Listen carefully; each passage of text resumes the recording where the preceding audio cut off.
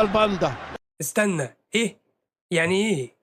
مين جاب سيرة الباندا اصلا؟ ومين اول واحد في التاريخ اصلا قرر ان هو يقارن اوغندا بالدبة الباندا؟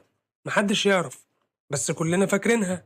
وده اللي يجنن في الموضوع، ان في ناس بتقول كلام مهم وبيتنسي، وشلبوكة يقول جملة غريبة وتفضل عايشة ومعلقة مع الناس سنين وسنين.